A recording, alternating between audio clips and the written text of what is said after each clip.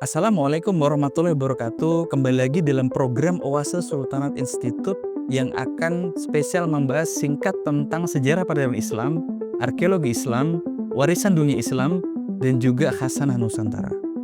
Nah, pada kesempatan kali ini saya akan membahas satu topik, yakni Al-Madinah Al-Islamiyah atau kota Islam.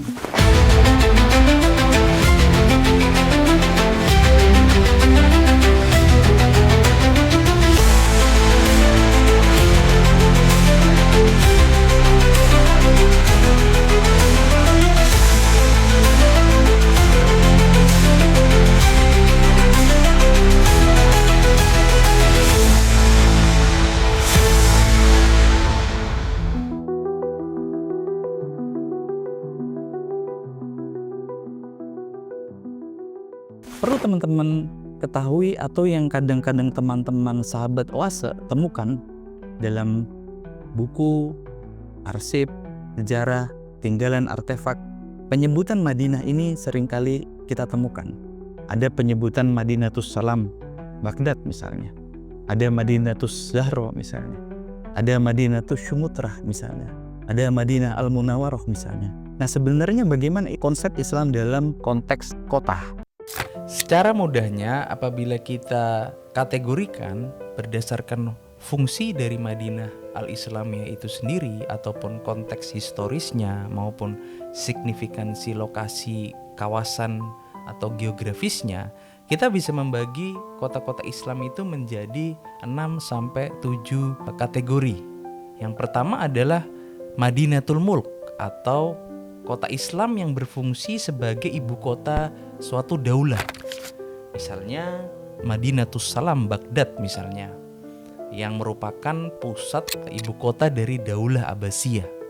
Kemudian misalnya Dimask atau Damaskus yang menjadi pusat ibu kota dari daulah Umayyah atau Umayyah. Kemudian Islambul atau Istanbul di bekas Konstantinopel yang merupakan pusat kekuasaan dari daulah Utsmaniyah atau Al-Qahira, Kairo, yang juga merupakan pusat dari daulah Fatimiyah misalnya. Kemudian yang kedua, apabila kita bagi menjadi fungsi kota Islam itu sendiri dalam konteks adalah Madinat Al-Tijarah, kota Islam yang berfungsi sebagai kota pelabuhan dan juga pusat perdagangan misalnya. Dalam sejarah misalnya Basrah itu merupakan satu kota penting di kawasan Irak yang terhubung dengan Teluk Persia. Misalnya yang juga merupakan termasuk dalam konsep Madinat Al-Tijarah gitu.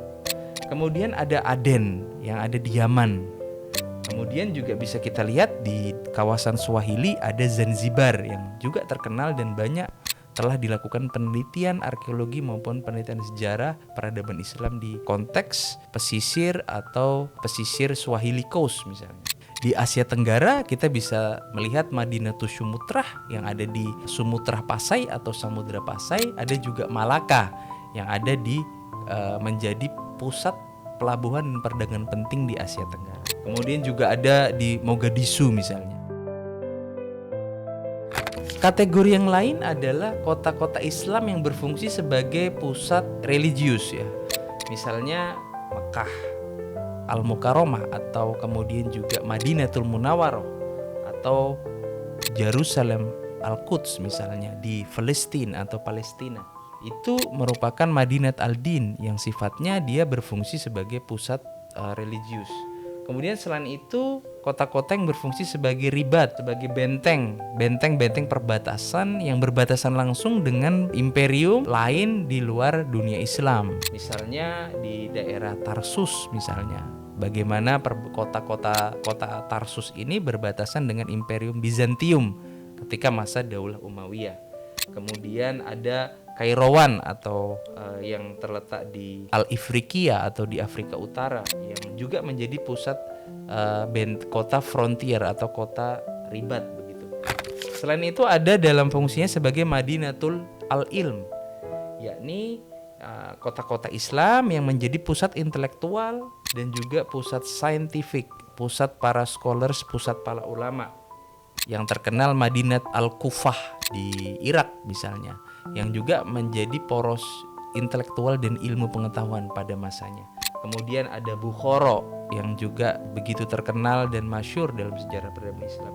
Kemudian ada Samarkand di masa Timurid, Daulah Timurid. Kemudian juga Madinatul Fas atau Fes yang juga merupakan rumah bagi universitas terkenal Al-Qarawiyyin. Dan juga kemudian misalnya di Isfahan di Iran yang juga menjadi ibu kota Daulah Safawid yang juga memiliki kemajuan dalam sisi arsitektur maupun intelektual. Selain itu ada juga Madinat Al-Hadarah yang dia menjadi pusat kawasan dan juga penghubung beberapa kebudayaan, cultural hubs misalnya. Misalnya kalau bisa kita lihat di kawasan Afrika Barat ada Timbuktu misalnya. Kemudian ada di Kabul misalnya. Selain Madinah Al-Hadarah yang sifatnya menjadi kosmopolitan dan juga cultural hub, ada konsep Al-Misr atau Amsor. Pada masa awal Islam setidaknya ada 8 kota Amsor yang menjadi poros ekspansi Al-Futuhat Al-Islamiyah. Ada Al-Fustat di daerah Mesir yang menjadi salah satu kota Amsor awal. Kemudian ada Madinat Al-Kufah yang berada di Irak yang juga menjadi kota Al-Misr atau kota Amsor, kota garnisun, kota untuk basis militer untuk melakukan ekspansi dakwah Islam ke kota-kota di luar Islam. Kemudian juga di daerah Khurasan ada Marv atau Merv yang kemudian juga merupakan kota Amsor di masa kemudian begitu.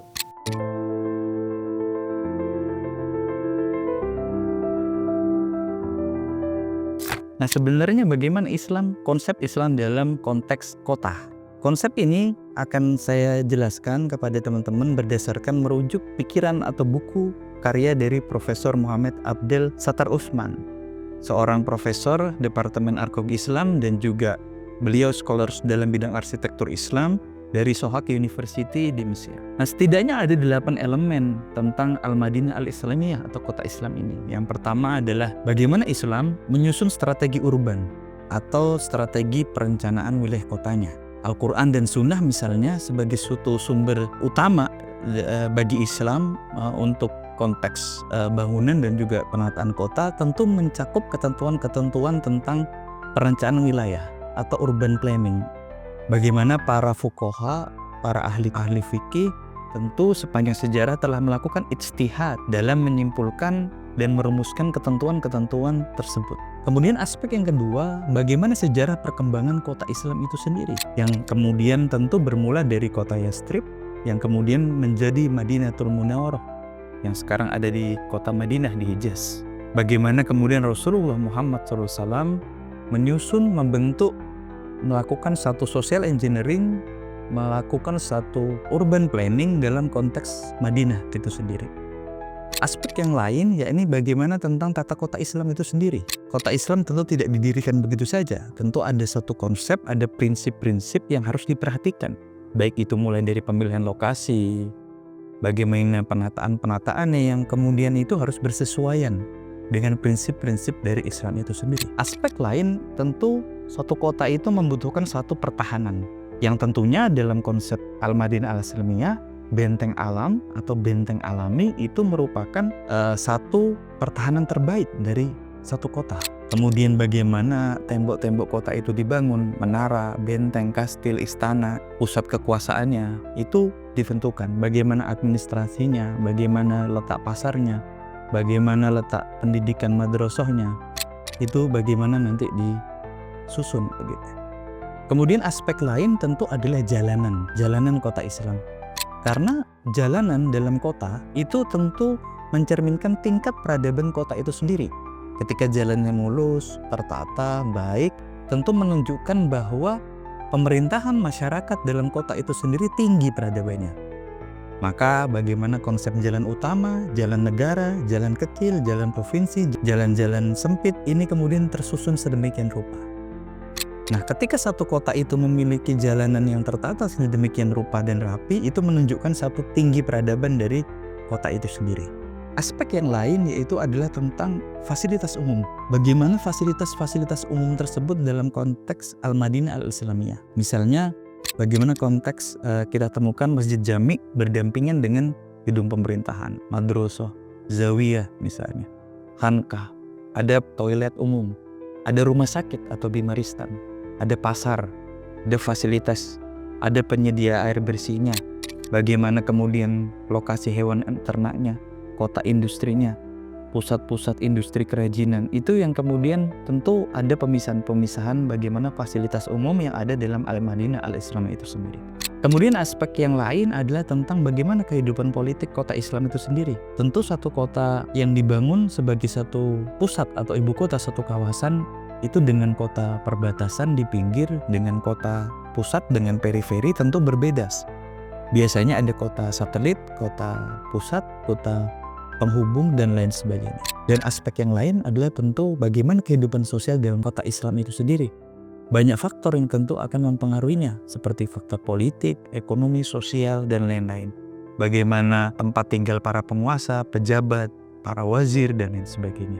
Kemudian bagaimana lembaga-lembaga seperti Hizbah yang mengawasi dan mengatur kehidupan sosial seperti Hizbah, dan juga ada Nikabah, Persyarikatan Masyarakat. Misalnya kita masih bisa temukan Dewan Hizbah atau organisasi struktur Hizbah itu di Provinsi Aceh Darussalam hingga sekarang. Kita masih bisa lihat ada lembaga pengawas atau satuan dari pemerintah yang bertugas untuk mengawasi kehidupan tata kota sosial di masyarakat.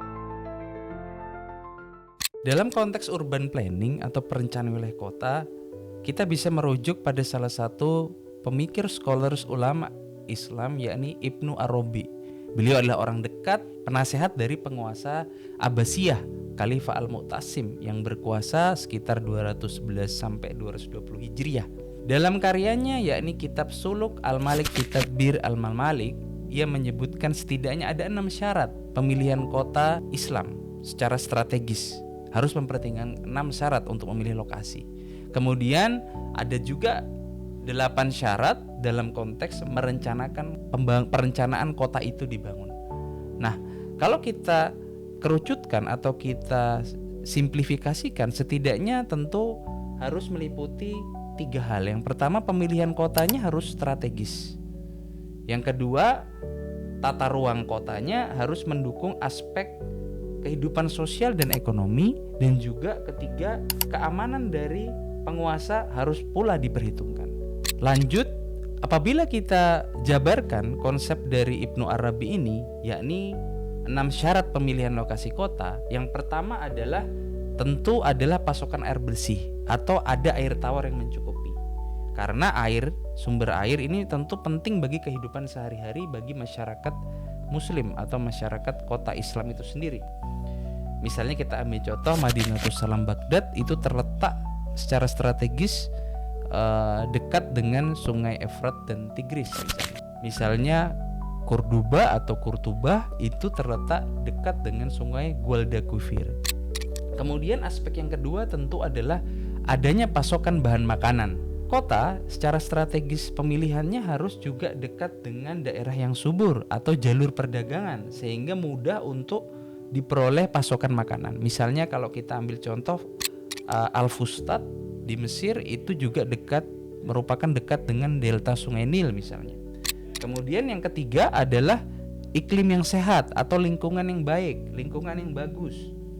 Nah, cuaca yang nyaman atau aspek kesehatan dari masyarakat itu juga diperhatikan dalam pemilihan lokasi kota menurut Ibnu Arabi. Misalnya apabila kita ambil contoh kota-kota di Al-Andalus, di Spanyol, itu di Mediterania, itu terkenal iklimnya yang mendukung pertanian sehingga pasokan makanan itu terjamin.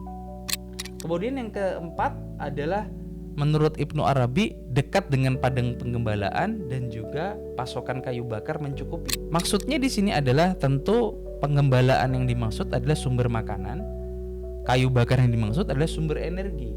Nah, akses terhadap energi dan pangan ini tentu harus mudah diakses. Bisa kita lihat juga di kota-kota di daerah Al-Ifriqiya di Maghribi misalnya, yang itu bergantung pada padang pengembalaan rumput. Kemudian yang kelima yaitu aspek tentu keamanan penguasa. Kota ini harus memiliki benteng-benteng. Topografinya harus strategis, merupakan benteng alami sehingga dibangun di atas bukit, dibangun di atas wilayah yang secara alami membentengi pemukiman dan juga pusat penguasa yang ada di kota tersebut. Nah, yang terakhir juga kadang juga diperlukan aspek keenam, bisa dibangun tembok yang mengelilingi kota itu, sehingga dia sangat mudah untuk menjadi benteng alami, benteng pertahanan. Misalnya kita ambil contoh, bisa terlihat di Madinatuz Zahra di Andalus, yang dia terletak di perbukitan, di lembah yang juga merupakan benteng alami. Kemudian 8 syarat perencanaan kota menurut Ibnu Arabi. Yang pertama tentu adalah sistem air ya. Tadi sudah saya sebut juga pasokan air bersih. Ini juga sangat penting. Misalnya ada kanal-kanal, saluran-saluran air irigasi yang bisa membantu pertanian dan juga membantu aspek air bersih. Yang kedua tentunya aspek jalan atau fasilitas umum, jalan, gang kecil, jalan yang lebar, yang itu tentunya penting untuk kemudahan aspek transportasi, kemudian juga sirkulasi udaranya. Ada jalan besar di pusat kota, ada jalan kecil untuk pemukiman-pemukiman kecil. Kemudian yang ketiga adalah adanya masjid jami atau masjid agung. Misalnya ada Masjid Agung Umayyah di Damaskus misalnya, Masjid Agung Kairawan misalnya di Tunisia. Ini menjadi pusat sosial, pusat spiritual dan juga pusat politik. Yang keempat, tentu harus ada pasar, aspek ekonomi, yaitu pasar yang terencana dengan baik, yang itu bisa diakses dengan baik, yang bisa menjadi jantung ekonomi kota. Dan yang kelima, harus dibuat sistem zonasi, pemisahan pihak-pihak yang berseteru, suku-suku yang berseteru, kelompok-kelompok yang berkonflik itu harus dipisahkan. Sistem zonasi kota ini kemudian sangat dipentingkan untuk menjaga manajemen stabilitas sosial dan politik di dalam kota Islam itu sendiri. Dia dipisah-pisahkan dengan zonasi tetapi masih terintegrasi dalam satu jalur atau satu akses tertentu. Kemudian yang keenam tentu adalah area yang luas bagi penguasa. Jadi penguasa harus memiliki keamanan, dikelilingi tembok dan juga dipilih tempat yang lebih luas sehingga juga bisa menjadi benteng atau kemudahan dalam melindungi penguasa itu. Kemudian di luar istana atau pusat penguasa itu juga dikelilingi oleh para pendukung, para penguasa itu sendiri, para wazir, para prajurit, para pelindung-pelindung penguasa itu. Pejabat-pejabat militer biasanya tinggal di sekitar penguasa sebagai blok-blok sehingga melindungi penguasa itu. Kemudian yang kedelapan adalah tentu ada konsep blok orang-orang memiliki keterampilan-keterampilan khusus, skill-skill dan kompetensi tertentu. Misalnya aspek ekonomi, industri tertentu. Misalnya kalau di Aroko di daerah Syria itu ada industri gelas atau industri kaca yang dia dikelompokkan sendiri. Misalnya nanti industri keramik dia dikelompokkan sendiri. Nah ini adalah konsep kota Islam yang ketika orang-orang terampil itu dikelompokkan di satu wilayah-wilayah dan kawasan zona-zona tertentu. Membahas misalnya Islam juga mengenalkan konsep gagasan bagaimana konsep pembangunan pertahanan kota di wilayah pesisir. Kita mengutip dua scholars yaitu Ibnul Azruk dan juga Ibnu Khaldun yang dua-duanya memiliki gagasan yang saling melengkapi. Yang pertama, hendaklah pembangunan kota di pesisir itu harus terletak di gunung atau perbukitan. Mengapa? Karena agar bisa memiliki keuntungan pertahanan alami.